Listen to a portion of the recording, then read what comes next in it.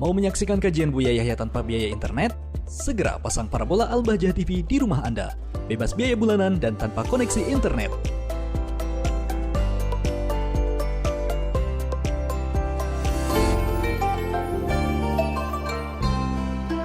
Assalamualaikum Buya. Waalaikumsalam warahmatullahi wabarakatuh. Sedang viral pengobatan oleh Ibu Ida Dayak, yaitu pengobatan yang bisa menyembuhkan orang tuli jadi bisa mendengar dan bisu bisa berbicara. Bisa juga menyembuhkan patah tulang, orang lumpuh bisa jalan meskipun jalannya belum lancar Buya. Dan semua itu dilakukan dalam sekali pengobatan. Pengobatannya hanya dengan memijat bagian yang sakit dengan minyak. Apakah kita sebagai umat Islam boleh berobat ke sana Buya? Karena ribuan orang mengantri untuk berobat ke Ibu Ida Dayak Buya. Mohon bimbingannya. Wassalamualaikum warahmatullahi wabarakatuh. Kami ucapkan kepada siapapun yang hidupnya bermanfaat untuk umat, untuk manusia, maka harapan kami adalah semoga Allah memberikan kebaikan. Memberikan kebaikan kepada orang-orang yang bermanfaat untuk kemanusiaan. Dan semoga memberikan petunjuk. Lebih tinggi lagi pangkatnya nanti. Seperti itu.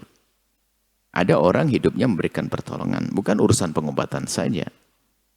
Orang non-muslim berbuat baik. Sedekah, berderma. Maka Allah akan beri imbalan tapi di dunia. Akan beri kebaikan di dunia. Adapun urusan akhirat adalah sesuai dengan keimanannya. Selagi dia tidak iman, tidak mendapatkannya. Kan begitu. Makanya dia akan beri. Orang berbuat baik di dunia, orang yang non-muslim sekalipun, maka Allah akan beri balasan kebaikan cuman di dunia saja. Karena syarat akhirat adalah harus ada iman. Itu kaidah. Makanya orang non-muslim kalau dia bisa berbakti pada orang tuanya, maka Allah akan beri kebaikan di dunia. Orang non-muslim yang dia baik dengan tetangganya, Allah akan beri kebaikan di dunia. Akan Allah beri pertolongan. Allah Maha Kuasa dan Allah Maha Adil. Baik, kemudian masalah pengobatan. Pengobatan itu termasuk bagian yang memberikan kemanfaatan.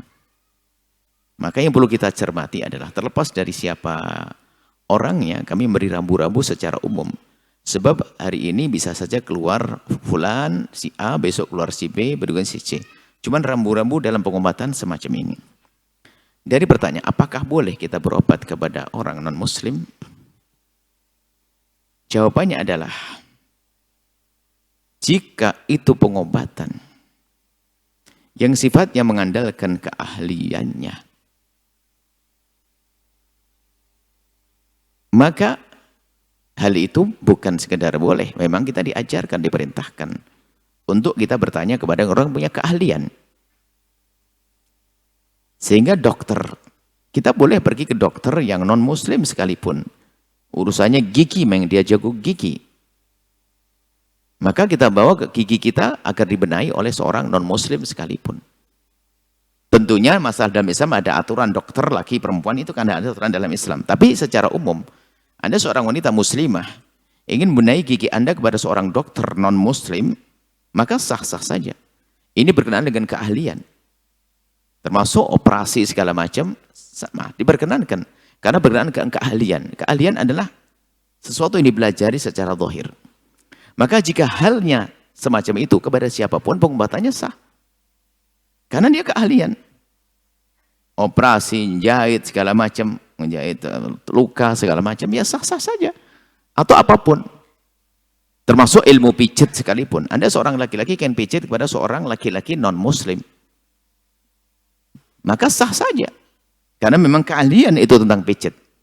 Jadi sebatas keahlian, maka Anda boleh. Nah, tapi kalau sudah dihubungkan dengan sesuatu keyakinan, maka ini menjadi kisahnya berbeda. Saya tidak tahu, ini bukan membawa kepada si A si B. Misalnya, ada orang dengan cara pengobatan. Lalu, orang tersebut dengan keyakinannya, minta kepada yang diyakini untuk menyembuhkannya. Maka Anda tidak boleh datang. Karena bisa saja di sana istidraj, kemudian seorang datang, kemudian sembuh, tambah bahaya. Kenapa? Secara otomatis akan berubah keimanannya.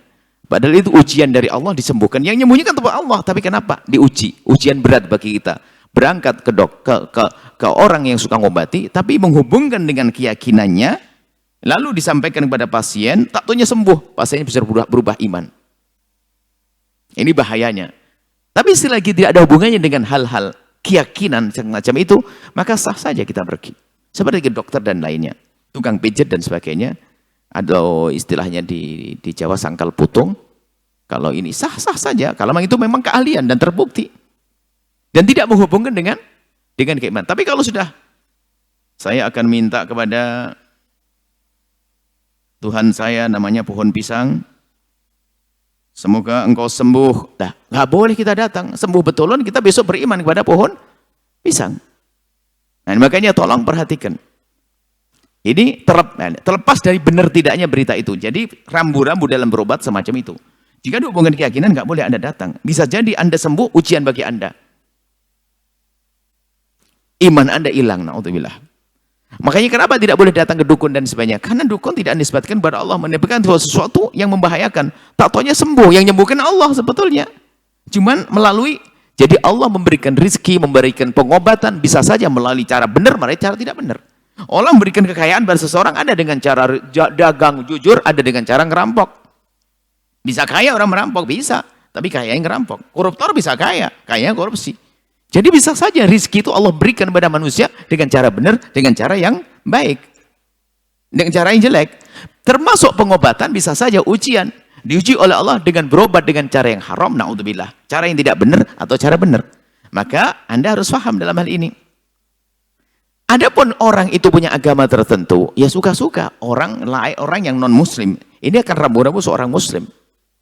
Anda seorang muslim. Yang harus Anda jaga pertama adalah iman Anda.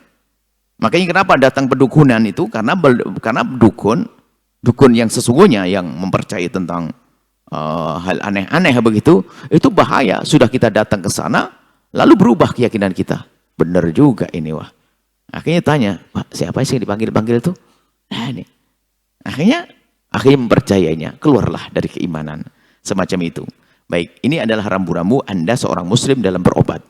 Kemudian setelah itu nanti ada masalah marhalah irsyad. Nasihat yang lebih baik lagi adalah kalau Anda berobat, ya tentunya harus Anda pertimbangkan sisi lain. Anda seorang muslim kepada dokter yang muslim, misalnya yang muslim. Ya, kalau non muslim ya sah-sah saja. Ini dalam irama kebersamaan tidak dilarang yang demikian itu. Kalau muslimah, ya pilihannya misalnya muslimah, seorang muslimah, lihat, harus membuka auratnya. Dibuka oleh seorang muslim laki-laki atau seorang non-muslim tapi dia terhormat. Tentu biar non-muslim keberi non-muslim tapi dia wanita, sama-sama wanita, ada wilayah-wilayah tertentu. Jadi adil Islam itu. Karena ini adalah urusan keahlian. Bukan urusan dunia-dunia gaib tadi. Kalau sudah ada hubungannya dengan permohonan-permohonan, hati-hati. Jika dia memohon kepada selain Allah, Anda tidak boleh datang sama sekali. Biarpun katanya ribuan orang katanya sembuh, katalah sembuh, maka ketahuilah justru di saat sembuh itu ada ujian keimanan. Bisa kropos hilang imannya dengan itu semuanya. Dulu kan juga pernah ada anak kecil di mana itu yang katanya menjadi sebab kesembuhan karena apa ya, cincin atau batu, lupa saya. Misalnya lupa nih cerita dulu itu. Baik, macam-macam. Akan tapi ketahuilah orang beriman mudah, tidak akan mudah terpedaya dengan apapun. Tapi ingat, jika ada orang punya agama beda, punya keahlian semacam itu, Anda jangan mencaci juga, jangan mengolok. Dan kami sampaikan kepada Anda yang di luar wilayah Islam, yang kami sampaikan ini hanya rambu-rambu untuk kaum muslimin. Rambu-rambu untuk kaum muslimin, bukan ini adalah untuk Anda. Jadi mohon tidak ada ketersinggungan dalam hal-hal semacam ini. Anda seorang Kristiani, Anda bisa percaya dengan cara-cara pengobatan yang ada ritual-ritualnya cara orang Kristen. Anda orang Hindu, ada aturannya sendiri. Anda pun tidak harus percaya dengan ritualnya orang Muslim. Anda hak-hak Anda. Kami pun juga tidak boleh, tidak dipaksa harus percaya dengan cara ritual Anda dan pengobatan. Ini adalah agama. Nggak boleh dicampur adukkan.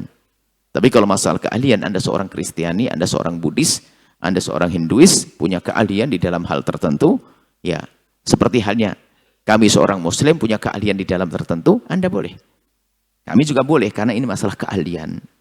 Mohon ini hal-hal semacam ini kadang-kadang dijadikan bahan untuk memecah belah umat, dipikir mencaci, mengolok dan sebagainya. Karena apa? Islam mengajarkan keindahan. Sehingga kita juga tidak boleh ya caci maki, olok-olokan, tidak boleh. Tapi ini rambu-rambu. Maka rambu-rambu adalah untuk kaum muslimin saja. Wallahu a'lam bishawab. Sahabat Al-Bahjah TV, setelah menyaksikan video ini, jangan lupa bersolawat kepada baginda Nabi Muhammad. Shollu ala Nabi Muhammad. Allahumma sholli alaihi wa ala alihi wa sahbihi.